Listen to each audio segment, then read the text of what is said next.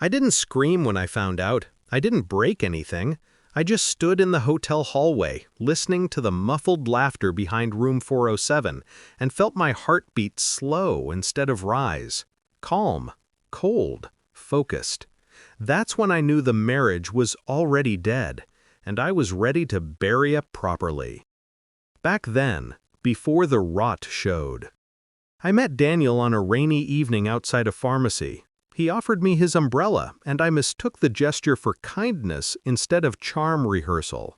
He used to look at me like I was the safest place he had ever found. Funny how people look the most sincere right before they become the enemy. In the early years, he'd bring me tea when I worked late. He'd kiss my forehead and call me his anchor. I believed him. I believed in us. That's why the first crack hurt. Not because he lied, but because I recognized how easily he could. When the signs started whispering. It began slowly. A new cologne he claimed was a gift from a friend. Business dinners that ended at 2 a.m. Phone always face down, always silent. But it wasn't the obvious things. It was the silence in between, the gaps he couldn't fill when I asked a simple question. The way guilt makes people pause 1 second too long. One night he left his laptop open. A single notification popped up, a heart emoji, from a number saved under a man's name. A sloppy mistake, an unforgivable one. I didn't confront him, not yet. Confrontation is for people who need answers. I already had the truth. The shift, the quiet decision. Something inside me clicked into place. Not rage, not grief, strategy. I started watching him the way he thought he watched me. Patterns, locations, excuses that lined up too neatly. He wasn't careful. Cheaters rarely are. They mistake your silence for blindness. I tracked the transactions. Restaurants we'd never visited. Hotels we never stayed in. When he booked room 407 at the Sapphire Hotel for a business guest, I knew exactly what I would do. Not yell, not beg, expose. The setup, precision over passion. I texted his mother first. Daniel is at the Sapphire Hotel, room 407, with someone who isn't me.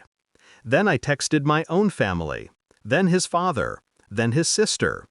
Every person who ever swore at our wedding that they would hold us accountable in hard times received their invitation to the truth. By the time I reached the hotel lobby, I wasn't shaking. I wasn't even breathing hard.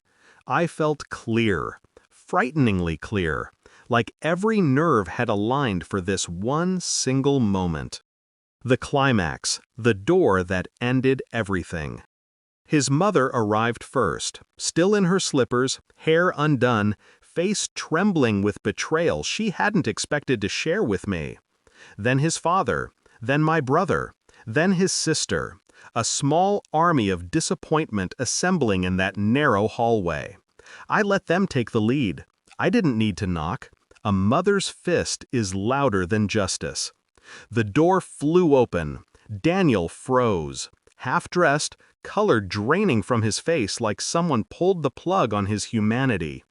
The mistress scrambled for the blanket. I didn't look at her. She was insignificant, a symptom, not the sickness. But Daniel? He looked at me like I had killed him. I only raised an eyebrow. His mother's voice cracked like thunder. How could you? With her? In a hotel? While your wife? He stuttered, reaching for excuses, watching them all collapse before they even formed. And that's when I delivered the final cut.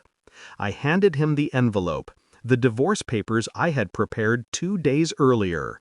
"Sign," I said quietly, "before you try to lie your way out of this, too." He tried to speak. I didn't give him the space. Everything is already sent to the lawyer. Every screenshot, every receipt, every booking. You don't get to manipulate the story this time. His knees buckled slightly. Not enough to fall, just enough to show me he finally understood what losing felt like. Resolution. what freedom sounds like." He signed, hands shaking, families watching, Mistress crying. The perfect tableau of consequences. I walked out before anyone said my name, before anyone tried to comfort me, before he had the chance to cheapen the moment with regret. Outside, the night air felt new, sharp, clean, honest, everything he hadn't been. And as I stepped into the parking lot, I finally let myself breathe. He thought cheating made him powerful, but all it did was give me the weapon I needed. Revenge wasn't the moment he got caught. It was the moment I walked away untouched and left him standing in the wreckage he built with his own hands.